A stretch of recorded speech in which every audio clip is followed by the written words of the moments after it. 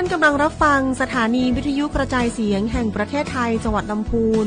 FM 95 เมกะเฮิรตซ์ขอนำทุกท่านเข้าสู่รายการคุยเฟื่องเรื่องเกษตรลำพูนสวัสดีเจ้าคุณผู้ฟังทุกท่านยินดีต้อนรับเข้าสู่รายการคุยเฟื่องเรื่องเกษตรลำพูนออกอากาศทางสถานีวิทยุกระจายเสียงแห่งประเทศไทยจังหวัดลำพูน FM 95 เมกะเฮิรตซ์ทุกวันเสาร์เวลา 5 โมงแรงถึง 6 โมงแรงเจ้าวันนี้คุณผู้ฟังอยู่กับเกษตรเมย์นางสาวรุ่งทิวาวิญญายองนักวิชาการส่งเสริมการเกษตรปฏิบัติการจากสำนักงานเกษตรอำเภอตุ้งหัวช้างจังหวัดลำพูนเจ้าวันนี้เราจะมาพูดคุยกันในหัวข้อการผลิตยางพาราในอำเภอตุ้งหัวช้างเจ้าและก็จะมีสูตรเด็ดเคล็ดลับน้ำมักเพื่อเพิ่มปริมาณน้ำยางมาฝากกันตัวเจ้าอำเภอตุ้งหัวช้างเจ้าเป็นอำเภอแห่งเกษตรกรรมเนาะพืชเนาะมีค่อนข้างที่จะหลากหลายนะเจ้าบอกว่าจะเป็นลำไยข้าวโพดเลี้ยงสัตว์เนาะมันอะลูถั่วและข้าวนะเจ้าไปจนถึงยางพาราเนาะซึ่งยางพาราเนี่ยจะว่าไปมันก็บ่ใช่พืชหลักของอำเภอตุ้งหัวช้างนะเจ้าแต่ก็มีเกษตรกรหลายท่านนะเจ้าที่ปลูกนะเจ้าเพื่อเพิ่มรายได้แห่งทางหนึ่งนะเจ้ายางพาราเนาะก็ถือเป็นพืชเศรษฐกิจของประเทศไทยนะเจ้าโดยไทยเนี่ยก็จะเป็นหนึ่งในผู้ผลิตและก็ส่งออกยางรายใหญ่ของโลกเนาะโดยจะถูกนำไปใช้ในหลากหลายอุตสาหกรรมนะเจ้าตั้งแต่ยางยนต์เนาะถุงมือแพทย์พื้นรองเท้านะเจ้าไปจนถึงชิ้นส่วนในรถยนต์ไฟฟ้าในปัจจุบันเนาะที่ผ่านมานะเจ้าราคายางพาราเนาะมันก็จะมีเหมือนพืชทั่วไปเนาะที่ราคาก็มีขึ้นลงไปตามภาวะตลาดโลกเนาะซึ่งปัจจัยมันก็มีหลากหลายสาเหตุเนาะทั้งความต้องการของอุตสาหกรรมเนาะภาวะเศรษฐกิจของโลกหรือปริมาณการผลิตจากประเทศต่างๆนะเจ้า ช่วงปีที่ผ่านมานะเจ้าแนวโน้มราคาของยางพารานะเจ้ามีราคาที่สูงขึ้นนะเจ้าเนื่องมาจากความต้องการใช้ยางนะเจ้าในอุตสาหกรรมต่างๆเช่นรถยนต์ไฟฟ้านะเจ้าอุปกรณ์ทางการแพทย์หรือการก่อสร้างการทำถนนต่างๆเนาะตรงนี้เองนะเจ้าก็เป็นโอกาสหนึ่งนะเจ้าของเกษตรกรเนาะถ้าสมมุติว่าสามารถผลิตยางพาราที่มีคุณภาพนะเจ้าได้มาตรฐานแล้วก็ได้ผลิตได้ปริมาณที่เยอะขึ้นนะเจ้าก็จะมีเป็นโอกาสที่เกษตรกรก็จะมีรายได้ให้กับครอบครัวมากขึ้นนะเจ้าช่วงแรกขอพักไว้ต่ออีกก่อนนะเจ้าเดี๋ยวเรามาพูดคุยกันในช่วงที่สองเจ้าช่วงนี้พักฟังเพลงเพราะๆกันสักครู่เจ้า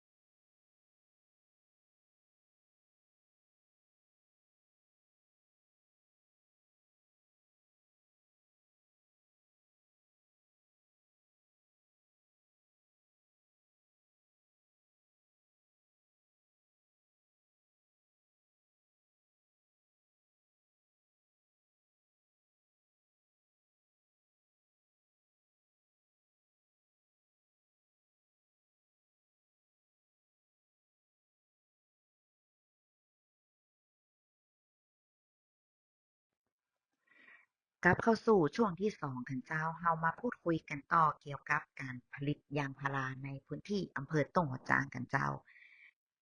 เริ่มต้นกันที่การคัดเลือกพันธุ์ยางพารานะเจ้า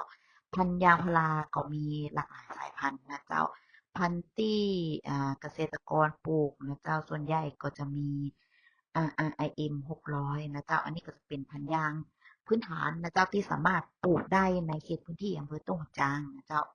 พันธุ์ที่2นะเจ้าก็เป็น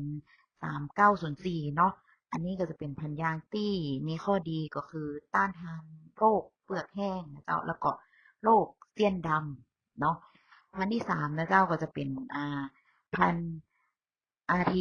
251เนาะอันนี้จะเหมาะสำหรับกับพื้นที่ราบเนาะที่มีความชันของพื้นที่นะเจ้าบ่เกิน30องศาเนาะแต่มีข้อเสียก็คือมันจะบ่ทนแล้งนะเจ้าฤดูแล้งหรือฤดูแล้งเนี่ยก็จะมีน้ำยางน้อยหรือบ่มีเลยนะเจ้าพันธุ์สุดท้ายนะเจ้าที่เริ่มมีเกษตรกรหลายท่านปลูกเนาะก็จะเป็น RIM 3001นะเจ้าพันธุ์นี้มีข้อดีก็คือโตเร็วนะเจ้ากรีดเปิดกรีดได้บ่อยเนาะแล้วก็มีน้ำยางที่ปริมาณน้ำยางที่เยอะนะเจ้าเกษตรกรก็เริ่มหันมาสนใจปลูกพันธุ์นี้กันนะเจ้า2นะเจ้าก็จะเป็นเกี่ยวกับการจัดการแปลงแล้วก็การบริหารจัดการน้ำเจ้าระยะปลูกนะเจ้าที่แนะนำเนาะก็จะอยู่ที่ระยะ3x7เมตรนะเจ้าระบบการให้น้ำนะเจ้าก็จะมีทั้งแบบสปริงเกอร์เนาะแล้วก็ปล่อยไหลไปตามเก้ายางนะเจ้า3เนาะการบำรุงแล้วก็การดูแลรักษานะเจ้าอ่าเกษตรกรในพื้นที่อำเภอต่งหัวจางเนาะก็จะมีการผลิตนะเจ้าน้ำมักชีวภาพโดยผลิตตามช่วงฤดูกาลผลิตเนาะโดยจะมีการใช้เศษวัสดุที่เหลือใช้ทางการเกษตรเนาะมาเป็นวัตถุดิบในการผลิตน้ำมันชีวภาพนะเจ้าก็เป็นการลดเศษขยะเนาะที่เหลือใช้เศษวัสดุเหลือใช้ทางการเกษตรนะเจ้าโดยน้ำมันสูตรนี้นะเจ้าจะมีส่วนผสมอยู่ประมาณ10อย่างด้วยกันนะเจ้า1นะเจ้าสุราขาวเนาะขนาด625มิลลิลิตรนะเจ้าจำนวน2ขวดนะเจ้าจะจ่ายเป็น35ดีกรีหรือ40ดีกรีก็ได้เนาะ2นะเจ้าสารเร่งซุปเปอร์พอดอ2จำนวน1ซองเจ้า3ผงชูรสเนาะขนาด39กรัมหรือ25บาทนะเจ้า2ซองเนาะ4กากน้ำตาลนะเจ้า2.5ลิตรเจ้า5กะปิแกงเจ้า200กรัมเนาะหรือ2ขีดนะเจ้า6นะเจ้า EM ลิตร1เนาะ7นะเจ้าน้ำส้มสายชูนะเจ้า600มิลลิลิตรนะเจ้า8เนาะกระทิงแดงเนาะ2ขวดนะเจ้า9เนาะน้ำตาลกลูโคสหรือน้ำตาลทางด่วนเนาะ25กิโลนะเจ้าสุดท้ายนะเจ้าจะเป็นมันอะลูเนาะที่มันเป็นมันตกเกรดนะเจ้าจากแปลงมันเนาะที่เปิ้นบ่ได้ขายนะเจ้าส่วนผสมทั้งหมดนอกก็เอามาบดซับแล้วก็รวมกันนะเจ้ามักในถัง200ลิตรเนาะเป็นเวลาประมาณ3เดือนนะเจ้าดูว่ามันมีกลิ่นหอมหรือยังถ้ามีกลิ่นหอมแล้วสามารถใช้ได้แล้วเนาะสูตรเด็ดเคล็ดลับนะเจ้าของน้ำมักเนาะเพื่อเพิ่มปริมาณน้ำยางเนาะก็จะมีอยู่2สูตรด้วยกันนะเจ้าสูตรแรกนะเจ้าก็จะเป็นสูตรขยายเปลือกเนาะใช้น้ำมักนะเจ้าอัตรา50ซีซีนะเจ้าโดยเติมปุ๋ยนะเจ้าสูตร25 55จำนวน1กิโลนะเจ้าต่อน้ำ20ลิตรนะเจ้าอันนี้คือฉีดพ่นนะเจ้า7วันฉีดเตื้อเนาะโดยให้พ่นในช่วงหน้าฝนนะเจ้าเพื่อขยายเปลือกแล้วก็บำรุงต้นนะเจ้าสูตรที่2เนาะเป็นสูตรเร่งน้ำยางนะเจ้าใช้ปริมาณน้ำมักเหมือนเท่าเดียวกันนะเจ้า50ซีซีนะเจ้าโดยจะเติมปุ๋ยนะเจ้าสูตร13 0 46เนาะจำนวน1กิโลนะเจ้าต่อน้ำ20ลิตร7วันฉีดเตื้อนะเจ้าจะเป็นการ เร่งน้ำยางก่อนเปิดกรีดเนาะท่านผู้ฟังท่านใดนะเจ้ามีสวนยางพาราอยู่นะเจ้าก็สามารถนำสูตรน้ำมักกับสูตรเด็ดเคล็ดลับนี่ไปใช้ในสวนยางของตัวเก่าได้นะเจ้าต่อไปเนาะข้อ4นะเจ้าการกรีดยางนะเจ้าอ่าโดยมันจะมีการใช้มีดที่กรมวิชาการแนะนำนะเจ้าวิธีการกรีดเนาะแล้วก็การผสมน้ำกรดในอัตราที่ถูกต้องและก็เหมาะสมนะเจ้าต่อไปนะเจ้าก็จะเป็นการขายผลผลิตนะเจ้าอ่ายางพาราในพื้นที่อำเภอตุ้งหัวจางเนาะส่วนใหญ่จะขายเป็นยางก้อนถ้วยนะเจ้าแต่ก็จะมีกลุ่มเป็นยางพารานะเจ้าที่จะมีการผลิตเป็นยางแห้งนะเจ้าเพื่อส่งให้กับโรงงานเนาะสุดท้ายนะเจ้าก็จะเป็นการเพิ่มรายได้ให้ชาวสวนยางเนาะโดยกลุ่มเนี่ยเจ้าก็จะมีการ